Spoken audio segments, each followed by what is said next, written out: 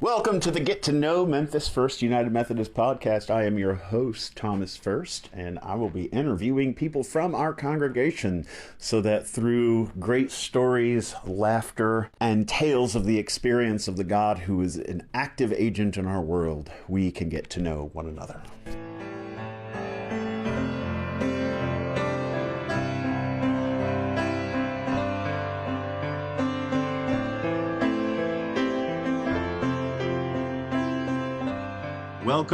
Welcome back to another episode of Get to Know Memphis First. I am the host of this little podcast and the pastor of the congregation, Tom First, and I am excited today to get to interview my friend Tom Bondurant. Tom is both our SPR chair, our Staff Parish Relations Committee chair, and he is also just a really fun guy to talk to and always has such great conversation points and questions in Sunday school. And Tom, how long have I known you? I feel like about 13 years since I moved to Memphis. Well, yeah, since you started at Christ Methodist, and I would do the occasional Friday night, Saturday morning seminars that you would do. Oh And then yeah. you did that Sunday school series with the servants class, and I can't remember the other class, but it was on Genesis. Oh And my that gosh, was man. I don't even really remember good. all that. Yeah, yeah. Well, Mary Helen's got all the notes. I might have to ask her for those notes and go back and do all that again. I do remember doing Friday night, Saturday, all day classes, and I feel like that Mhm. was a much younger version of myself. I'm not sure if I'm quite capable of that anymore. So, Tom, thanks for joining me on the podcast. I'm excited for people to get to know you. Thanks, my pleasure. Yeah. So the question I like to start off with, and just as a way of getting to know people, is do you remember, and this can be really early in your life or it can be later, but do you remember the first person in your life who created an image of God for you? Well, I thought about that, and the short answer is no, I don't. The slightly Hmm. longer answer is I was literally like born into the Methodist church. You Uh, know, my parents each went to Methodist churches in Lexington, Kentucky, so I've never not been part of the Methodist church. And so the first person who created an image or a memory of God for me was, I'm sure, some Sunday school teacher at Southern Hills United Methodist in Lexington. John Um, Wesley. John Wesley created your first image of God. yeah, basically, by proxy. That actually reminds me, you and I attended the same church for a while. Is that right? When I was in the Lexington area? I'm trying to think. We moved out of Lexington. We moved from Lexington to, I grew up in Lexington, and Mary Helen and I got married in 2003, and then we moved to Virginia in the summer of 2005. So Okay. I don't know when you started at Oh Asbury. yeah, I came 2006 to 2010. Yeah, so So you felt the demonic presence coming to Lexington and you were like, I'm out. well, yeah, it was like the Lord spoke to the international paper HR department and said they need to be in Williamsburg and go to Williamsburg United Methodist, which was a super chill place to go. We loved our 2 years there and we made a lot of friends. But yes, when I was there this weekend, I ran into the pastor at First Methodist now, Todd Nelson, Mm. who is Been there a one of long the time. yeah, and he remembered you and said, you were super smart, loved getting to know you, and said you did like work for one of the contemporary services that they put on. And so he says he's looking to reconnect, so be on the lookout. The First Methodist Lexington was the first Methodist church that I ever attended with regularity. Oh, cool.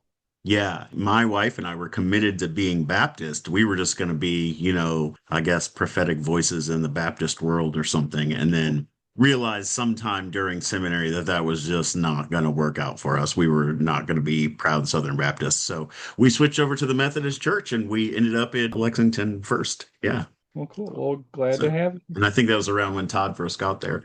So yeah, I do think it's interesting because I have the same experience. I didn't really grow up going to church a lot, but I would say mine was similar in that I think the first images I have of somebody creating memories for God for me are like these little old ladies who were teaching Sunday school. Mhm. Yeah. Yeah, it turns out that an old friend of mine from high school and law school is now teaching Sunday school at First Methodist. So I know the fourth, fifth, and sixth graders are in good hands. Creating images of God for fifth and sixth graders. That's right. I think it's an element of spiritual formation that is largely like neglected and maybe underappreciated, that our Sunday school teachers, particularly for kids, think, oh, maybe they just think like I'm doing this little service for kids or whatever. I'm just entertaining them for an hour while their parents are getting the real stuff. But it's like, no, like these Sunday school teachers have deep and profound impact Hmm. on how children think about God. Hmm. Do you remember the first time you had an experience of God, or the first time you thought of God as something more than just like abstract, something that maybe mattered to you or should matter to you? Well, again, I'll give you my childhood story and then a kind of an adult story. When Yeah. I was a kid, I grew up with a fear of tornadoes and rough Uh, weather because I think in part because when I was about 4 or 5, well, I was 4, these tornadoes came through Louisville where my cousins lived and really wreaked havoc in Louisville. And nothing ever happened to me and to us in Lexington, fortunately.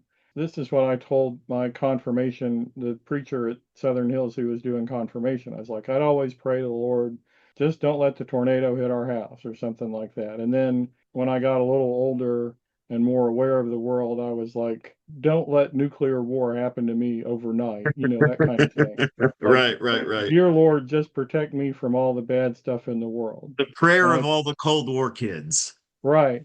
And I told him that, and he was like, well, God is a little bit more than just, save me from the bad stuff. And I was like, Mm, okay. And so when I was out of law school and trying to figure out where I was going to land, I had a big career setback. And I was like, it was something that I really was not expecting, and it kind of knocked me back. But mm, I thought, like the hymn says, the Lord has brought me safe thus far. I was like, God's put me in this place, and I just have to kind of ride this out. And I did, and here I am. So mm, mm. It's that's kind of interesting. I'm sorry, that's kind of my default prayer is just like, you and me, Lord, here we go. I'm with you. I don't know if this is going to be hell or high water, but I'm with you. That's right. You mentioned your friend, you mentioned Sunday school teachers. Is there a person in your life that you think of as like a spiritual role model? Well, I have a couple. I have a friend who actually I saw, well, I have a few. One is Jimmy Carter. I've always admired Jimmy Carter and his commitment to his faith, even, as literally the world is like dumping on him. He's just like, I'm doing the right thing. I don't care what anybody says. And, Yeah. I actually, my first memory of a president is hearing people at the Republican convention chant 4 more years for Nixon. And Huh. so when Carter came along, I was like, oh, good, somebody, somebody I can respect. And then I never have stopped respecting Jimmy Carter. But in terms of people who I have actually met, I have a friend from law school who was a youth pastor. I think he went to Kentucky Wesleyan for undergraduate, and we had different kinds of final exams. You only have one exam at the end of the semester for most of the law school classes. And you take notes, you turn your notes into outlines, and as we said, you reduce the outline to just its basic points, and then when you get it down as far as you can, you take the piece of paper and then you eat it. And then you've gotten everything down. So we were studying for UCC, which is Uniform Commercial Code, which is how banks operated at least in 1993. And Brad was not studying with us. And we were like, where's Brad? Shouldn't he be studying for this test, which is tomorrow? And it was an open note test, which was one thing, which was kind of partially explaining why Brad was not studying with us. But we're like, somebody said, oh no, he's at his brother's softball game. He's fine. And I was just like, Brad is like, I know he's super Christian, but I was like, Brad is the most Zen person I've ever met. Nothing phases him. Almost doesn't seem to be taking life seriously. Yeah, yeah. Well, I wouldn't say that, but there's another classic Brad story. Brad's this guy about, 5'2", weighs about 95 pounds, soaking wet. and I love him to death. I haven't seen him in a long time, but he was a great guy. He got called on unexpectedly. It's always unexpectedly, but he was not prepared this one day when he got called on in this corporate finance class. And he looked, and the professor said, Mr. Vaughn, what do you think about this case? And he looks down at the first line of the case summary and says, well, Goldsamp founded this corporation. And Dean Campbell, who's teaching the class, goes, that's exactly right. That's the most important thing you need to know. Goldsamp founded this corporation, and went on for like 10 minutes explaining why that was the most important thing. And we looked at Brad like, the Lord is sitting on your You shoulder. didn't make it up. Yeah. So did he pass the test? Oh yeah, yeah, yeah. Yeah, he did fine. He's an attorney, and as far as I know, he's an attorney in Cynthiana. Married, got a family and everything. And then So what you're telling me, the lesson I'm picking up from this is don't prepare. The Lord's got me. well, you know, Ben Franklin said the Lord helps those who help themselves. That's not in the Bible, so What did I'm Jimmy not sure Carter how to say, though? reconcile that. Yeah, what would Jimmy Carter say? Jimmy Carter would say, find out who stole your briefing books and make sure something bad happens to them. That's what I would tell Jimmy Carter. I think the reason why, and Jimmy Carter, so what? I was born in 1980, February 5th, 1980. So Jimmy Carter would have just left office like a month before. Reagan was elected, or excuse me, was inaugurated January 1981. You were born Oh, in the election year. okay. I would have been born in the last year of Carter then. Right, right. Yeah, okay. So I don't have any memories of him actually being president, but I remember, all through my childhood, even growing up in rural red Missouri, even the people who hated Carter's politics would say this was a great man. Mhm. And it's so interesting to me. And then just to like see how he lived the rest of his life just serving people when he didn't have to, when he could have just Mhm. retired and, been on a yacht somewhere with Secret Service taking care of them. And instead he chose to like serve poor people. And it's just such a testament to just like that faith is not just like this momentary thing, but it's something that you have to take seriously the entirety of your life, and you don't ever get to retire from that. Yeah, yeah. So, Taught so Sunday that's schools cool. all his Yeah, life. yeah, Getting yeah. back to Sunday school. Getting back to Sunday school. Tom, what is a story from your life that, just represents who you are as a person? And this can be a serious story, this can be a funny story, a spiritual story, like it can be a childhood story, whatever you want. My mother would say it was my a birthday in probably 1978 or 79, and she made me a cake that shaped like R2D2, and she didn't get all the details right, and I let her know it.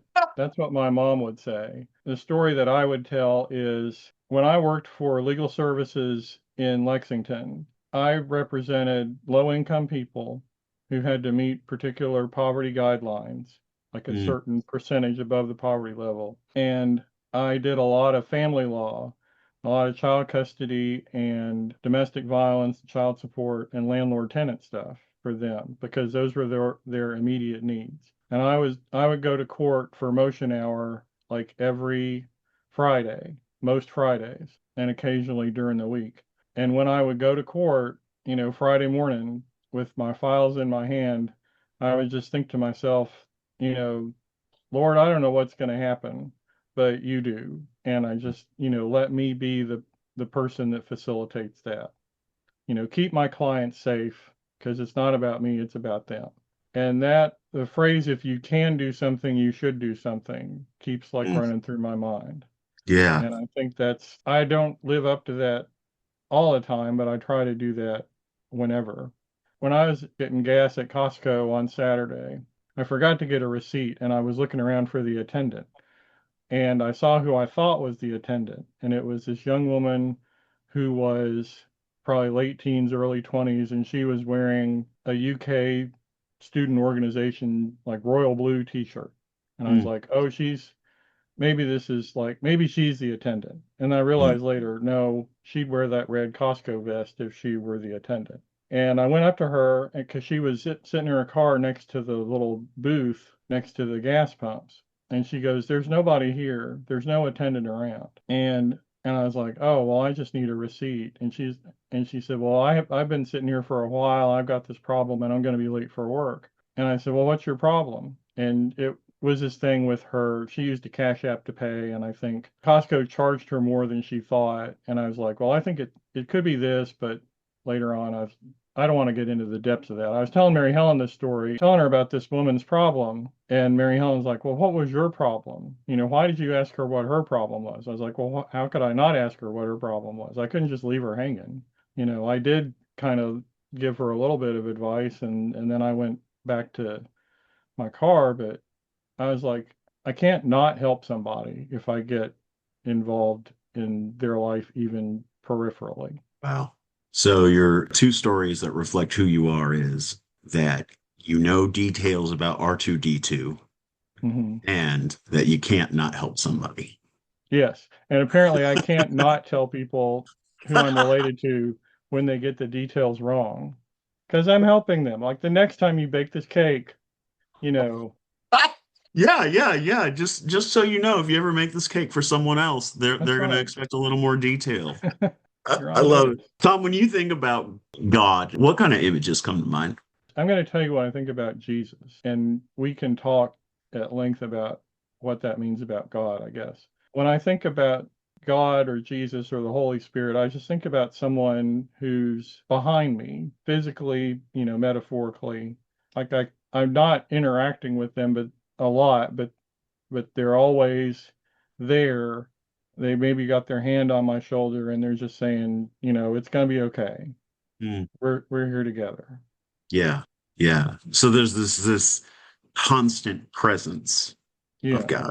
Yeah, that is very theological and very biblically sound. That kind of imagery is all over the Psalms, really. So, yeah, that's cool. I like the idea of Jesus just having a hand on his shoulder. How does you've been a member at Memphis First for how long now? You and your family?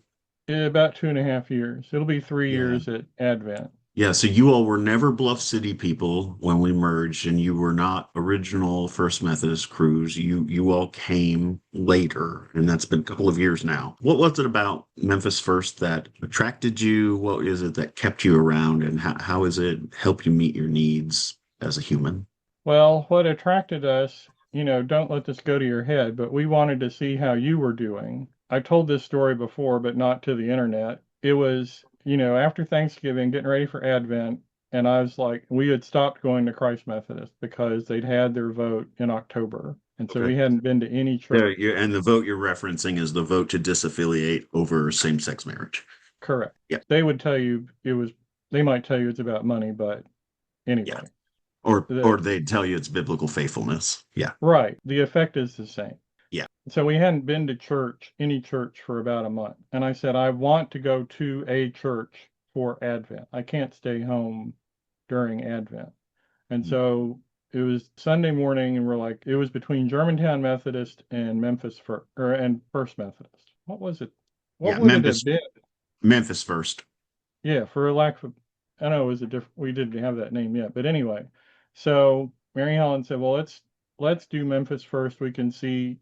I think honestly, and this is ironic, the First Methodist website was more informative about what was going on than the Germantown Methodist website. And we're Huh. like, and Yes. Tom is there. So yeah, Lisa Busby will be happy to hear that. And we're like, and Tom is there. So let's do that. And when you were wrapping up the sermon and giving the benediction, Olivia, our daughter, said, "Can we just come here?" Ah, And I said, "Sure, we can do that." And wow. that's what we did. And we knew a lot of people that we didn't expect to know at First Methodist, and everyone was super welcoming. Everyone continues to be super welcoming, even though we feel like sometimes we feel like I feel like one of the new kids. And in terms of how it meets our needs, I was thinking about this today because I went to First Methodist Lexington on Sunday with my mom. And this is not a knock on them by any means. I'm just saying there are a lot of churches, and Memphis First on occasion challenges you to do better as a person. Mm. Like, how are you on your walk with God? And that was something that I dealt with, growing up at that church. Because I'd hear a sermon, I'd think, well, what am I doing wrong? What do I need to do better? What do I personally need to do better? And I feel like I got a lot of that, especially at Christ Methodist, where the emphasis increasingly turned to how are you living up to, how's your personal development, your personal spiritual development? Yeah. Because the subtext, particularly at Christ Methodist, a lot of times was because it's not maybe where it could be. And I shouldn't say that. Well, anyway, I said it already. Um, Not from every preacher, I will say.